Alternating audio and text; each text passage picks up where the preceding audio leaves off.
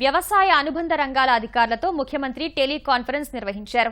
5200 మంది వ్యవసాయ అనుబంధ రంగాల అధికారులు, ఇతర సిబ్బంది పాల్గొన్నారు. రైతును భద్రంగా చూసుకుంటేనే సమాజం సురక్షితంగా ఉంటుందని సీఎం అన్నారు. రుణ ఉపశమనం కింద రైతులకు 24,000 కోట్లు ఇచ్చామన్న చంద్రబాబు, ఉద్యాన రైతులకు 380 కోట్ల రుణ ఉపశమనం కల్పించామని పునరుద్ఘాటించారు.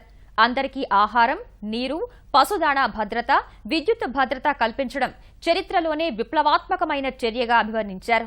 దీనిని వినియోగించుకుని ప్రజల ఆదాయాలు పెరగాలని చంద్రబాబు ఆకాంక్షించారు. రైతు ఆనందం, వినియోగదారుడిలో సంతృప్తి అందరి లక్ష్యం కావాలని పిలుపునిచ్చారు. గతేడాది 139.61 లక్షల మెట్రిక్ టన్నుల ఆహార ధాన్యాలు ఉత్పత్తి సాధించగా, ఈ ఏడాది 180 లక్షల మెట్రిక్ టన్నులు సాధించాలని లక్ష్యంగా నిర్దేశించారు. సేంద్రియ వ్యవసాయాన్ని ప్రోత్సహిస్తామన్నారు.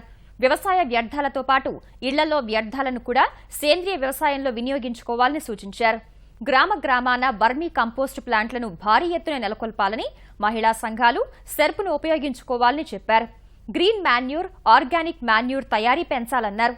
పశుపోషణ ద్వారా ప్రతి కుటుంబానికి 10,000 రూపాయలు రాబడి రావాలని, ఆ దిశగా అధికార యంత్రాంగం ప్రణాళికలు తయారు చేసుకుని అమలు చేయాలని ఆదేశించారు. జలాశయాలు, చెరువులు, ఊరకుంటలతో పాటు పంట కుంటల్లో కూడా చేపల పెంపకం చేపట్టాలన్నారు. చేపల ఉత్పత్తిలో ప్రథమ స్థానంలో ఉన్నామన్న సీఎం, కోడిగుడ్ల ఉత్పత్తి, మాంసం ఉత్పత్తిలోనూ తొలి స్థానం సాధించాలని చెప్పారు. పాల ఉత్పత్తిలో 6వ స్థానం నుంచి 2వ స్థానంలోకి రావాలన్నారు.